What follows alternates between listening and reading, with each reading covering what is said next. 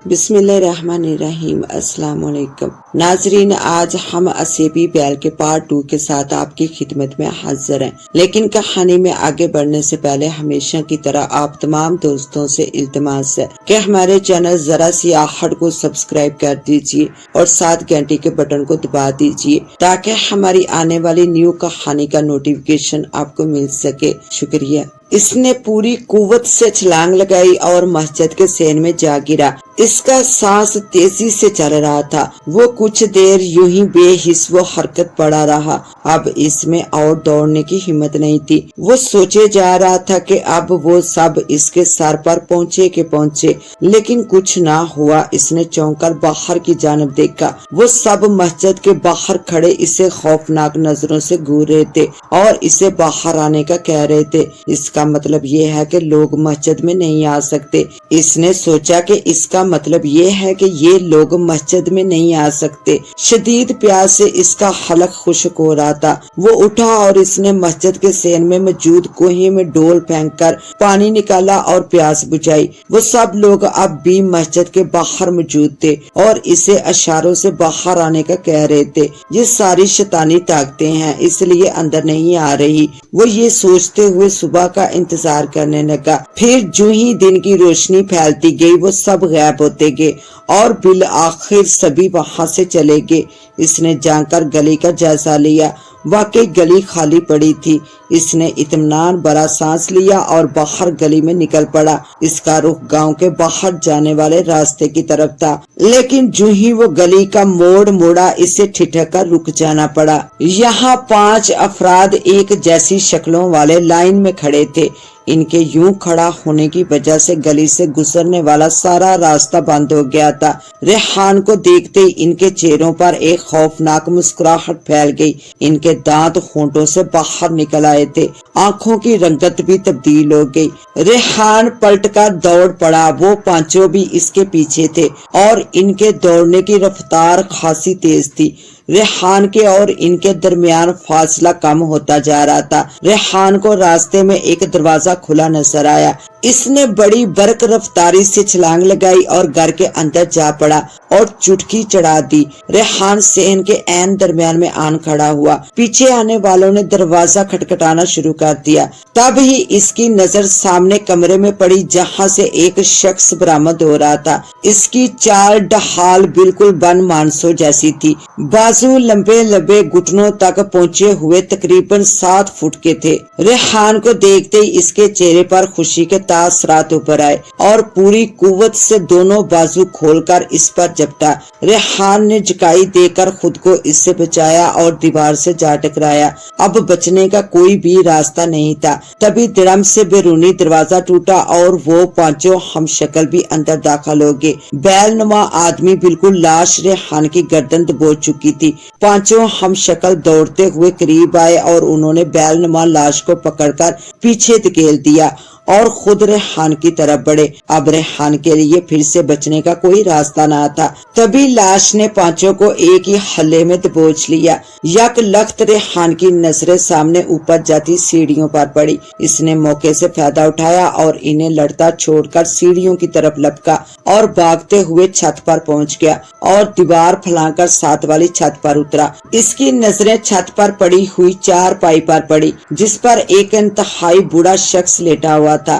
اس کے چہرے پر ان گنت جھریاں تھی اور انتہائی لاغر دکھائی دے رہا تھا۔ ریحان اس کے قریب سے گزرنے لگا تو اس کی دونوں آنکھیں کھل گئی۔ ریحان کو اس سے بے پناہ خوف محسوس ہوا۔ وہ بھاگتے ہوئے دیوار پھیلا کر اگلی چھت پر پہنچ گیا، لیکن اسے اچانک رک جانا پڑا۔ سامنے 2 بونے کھڑے تھے۔ دونوں خوشی سے کلکاریاں مارتے اچھلتے کودتے اس کی جانب بڑھے۔ ریحان جم کر اپنی جگہ پر کھڑا ہو گیا۔ ایک بونا اس پر جھپٹا اور اس کی ٹانگ دبوچنے کی کوشش کی۔ ریحان نے پوری قوت سے اس کے منہ پر ٹھوکر رسید کر دی۔ وہ چیختے ہوئے کسی گیند کی طرح 4 فٹ دور جا گرا दूसरा फजा में उछला और रेहान के मुंह पर झपटा मारने की कोशिश की। रेहान ने पूरी कुव्वत से सर की ठोकर रसीद कर दी। बोना जोर से करहाया और पीछे दीवार के साथ जा टकराया। रेहान पूरी कुव्वत से भागा और अगली दीवार पर छलांग लगा गया। अब आगे गली आ गई थी। रेहान ने गली में छलांग लगा दी और दौड़ने ही लगा था कि इसे फौरन ही रुकना पड़ा। वो कोई औरत थी जिसके बाल इसके चेहरे पर गिरे हुए थे, जिससे इसका चेहरा पूरी तरह ढका हुआ था। इसने दोनों बाजू फैला रखे थे जो इतने लंबे लंबे थे कि गली की साइडों की दीवारों से छू रहे थे। औरत मुसलसल रेहान की तरफ बाजू फैलाए बढ़ रही थी। रेहान तेजी से मुड़ा और दूसरी जानब दौड़ लगा दी। दाईं जानब गली घूमकर इसकी रफ्तार तेज हो गई थी। तभी इसने दौड़ते हुए जरा पीछे मुड़कर देखा तो पीछे आने वालों की तादाद में इजाफा हो चुका था। अब रात वाले भी और दिन वाले भी सब इसके ताअक्कुब में थे। रेहान भागते भागते थक कर गिरा और बेहोश हो गया। जब इसको होश आया तो वो बिस्तर पर मौजूद था और कोई इसके मुंह में पानी डालने की कोशिश कर रहा था। पिछले वाकयात याद आते ही वो चौंक कर उठ बैठा। इसके इर्द गिर्द अजनबी चेहरे थे। आप लोग कौन है? रेहान का लहजा खौफजदा था। बेटा मैं सरवर खान हूँ, ये गांव दंदलपुर है। तुम हमें यहाँ से काफी दूर झाड़ियों में बेहोश पड़े हुए मिले थे। हमारे आदमी तुम्हें उठाकर यहाँ ले आए हैं। तुम कौन हो और कहाँ से आए हो? लिबास से तुम किसी अच्छे खानदान के लगते हो। मेरा नाम रेहान है। मैं रंगपुरा गाँव के चौधरी मुराद का बेटा हूँ। साइंस में मैंने मास्टर डिग्री के हसूल के लिए 5 साल अमेरिका गुजारे हैं और अब अपना मकसद पूरा करके वापस आ रहा हूँ। कल ही मैं यहाँ पहुँचा था। और फिर रेहान ने अपने साथ पेश आने वाले तमाम वाकयात सरवर खान के गोशे गुजर कर दिए। वो हैरानगी के आलम में मुंह फाड़े सारे वाकयात सुन रहा था। ये कैसे मुमकिन है? खान ने हैरत से कहा। ये सब सच है सरवर खान साहब और मेरे साथ बीत चुका है। मुझे हैरत ये है कि ऐसी चीजों का तसव्वुर भी नहीं किया जा सकता।